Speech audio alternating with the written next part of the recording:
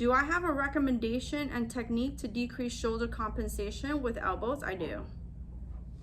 I'll pin like this. And then I'll grab from posterior,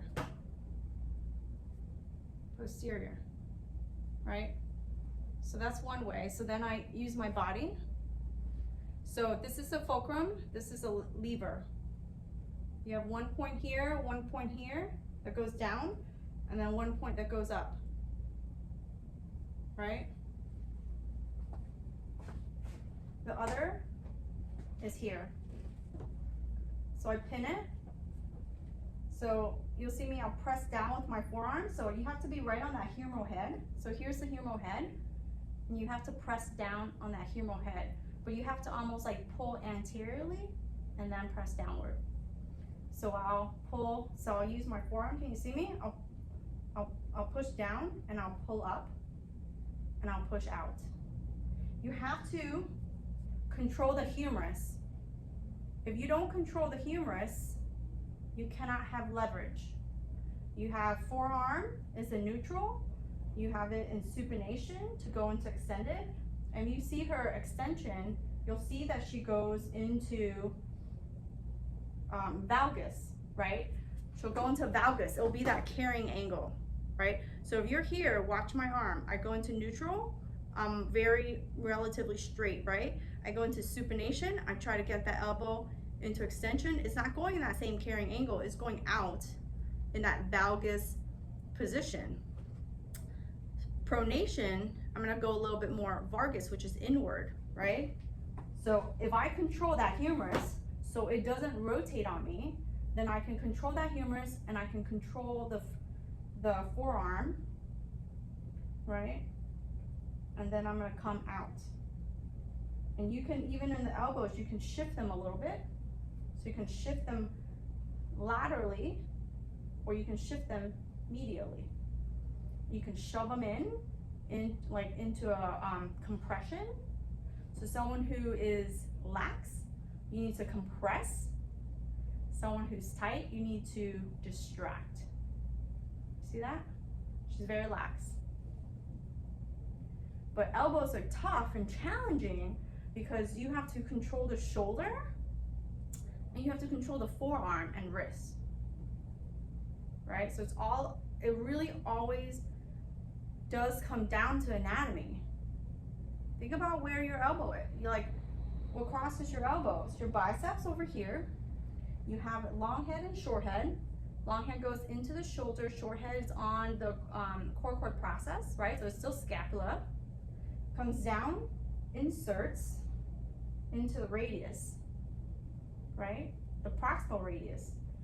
The radius rotates on the ulna in supination and pronation. The ulna stays stable. The ulna distally moves, but it's only, it quote unquote moves in relationship to that radius, right? So when we talk about that anatomy, we talk about that humerus, right? We talk about the radius, talk about the ulna, right? This is the olecranon.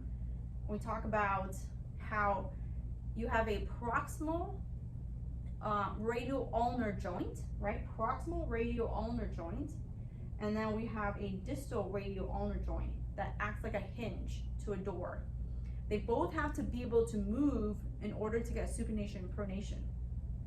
So think about your injuries, right? Think about where your injuries are based on fractures, like ligaments and all that good stuff, to know, is my PRUJ, my proximal radial joint, intact, or is it my distal radius, right? So when we start talking about complex cases, some elbow problems have wrist problems. That's why they become complex, because they're no longer just elbow.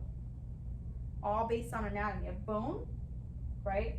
Your ligaments hold you together, your lateral collateral ligaments, and your medial collateral ligaments, right? We can go into depth a little bit, but basically if you have ligament issues, you have to be careful with shoulder external and internal rotation. Because if you take a look, when I internally rotate someone, I'm gonna stress the lateral collateral ligaments, right?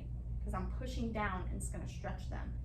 If I have a medial collateral ligament and I go into external rotation, I'm going to stress that as well, right? So that's why ligament injuries are so like complex, in the sense that you know, you kind of don't see them, but if they're too loosey-goosey or if they're torn, partially torn, then all sorts of movements get in the way, right? And the ligaments then also have a rotational component, because of the ligaments are holding your elbow joint together. Well, what's it holding? It's not just holding elbow flexion extension, it's holding that supination pronation part, right? And we're gonna dig into it a little bit, right? So I'm gonna write in the board some stuff. So when you're studying elbows, you can look at yourself to see your angle, right? Your carrying angle, your elbow hanging out, right? Sticking out, that's valgus, right? Sticking in, pulling inward. That's not normal, right? It's not supposed to be like that. It's supposed to come out in your carrying angle, right? If it's not valgus, then the other direction has to be vargus, right? So it's not like you have to know both of them. You just need to know one to know the other, right? But yeah, the way you get really good at elbows is by pinning the shoulder, right? You can pin the shoulder, and sometimes sorry, I just did something my knee kind of gave. So the knee is the same way as the elbow, by the way. If the hip's not right. So so a lot of times I'll use my body and I'll pin them, and then I'll come back here and I'll stretch them like this. What direction are you having a hard time with? Inflection or extension? Well, this is a patient who had an RAF. Then he was tight both flexion and extension. Okay. So the doctor did surgery and cleaned it up. So that means you can go to town. That means you can go to town. Yeah. Go on your belly for me. One of the best things that I do for flexion is this. If they're allowed to weight bear, right?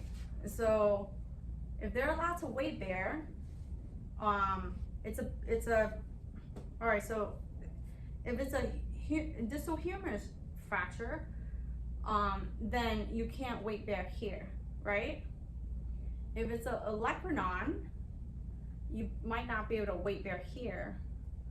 But if it's a radial fracture and you weight bear here, there's no weight bearing on the radius. Go prone on elbow. Go prone on elbow, like this, right? So do you see this prone on elbow? It's one of my favorite positions, right? Prone on elbow. So just by being prone on elbow, you're doing joint compression. Am I right? Does it look like joint compression? But the weight here is pushing up into the joint, right? Now, all I'm gonna have you do is I'm gonna have you slide your elbow down like this. Slide your elbow down like this. Now lean forward, just relax your head down. What did I just get? Sorry, increased flexion. Huh? Increased elbow flexion. Yep, elbow flexion, right? In what forearm position? Pronation. That's right. So come up on your elbow. Like this, right? Yep. So here, you're gonna go and turn your palm up. Now you're gonna slide your elbow down. All right, lay back down again. Relax. What'd you get? Supination and even more elbow Right. flexion. So it's elbow flexion in neutral, elbow flexion in pronation, elbow flexion in supination, right? Put your arms down by your side. Turn your palm down. So if they don't have supination, if they don't have supination, they're gonna have a hard time doing this. If they don't have If they don't have extension and they don't have supination, they're gonna have a hard time doing this, right? So what would happen is you would have to put them, relax your elbow. So let's say they have this much elbow extension, let's say. So you can work in one direction or the other first. Work in one direction, get a little bit, and then test if it helps your extension, right? So sometimes elbow flexion is a little bit easier to get than extension. So I tend to work into the good direction before I work into the bad direction, all in the same session, but they can do some self stretching, and then they would you don't want them to stay in their stretch, right? So you would have them go like this, 5 or 10 seconds, come up, change their position, 5 or 10 seconds, and then come out of it and just put their arms by their side, right? And then you can position them just to relax, and then go back through again. It's a really good self-stretch one. It's great for the shoulder. Come up on your elbow. Come up on your elbow, front and elbow. Take a deep breath. Relax, let your chest fall forward, right? And what you do is you get to stretch the shoulder a little bit when you're in this position. You're stretching your pecs and you're shortening all of your posterior muscles of your shoulder. Elbow people always have shoulder problems. Elbow people always have shoulder problems. I don't know what I said the first time, but the second thing I said. Elbow people always have shoulder problems.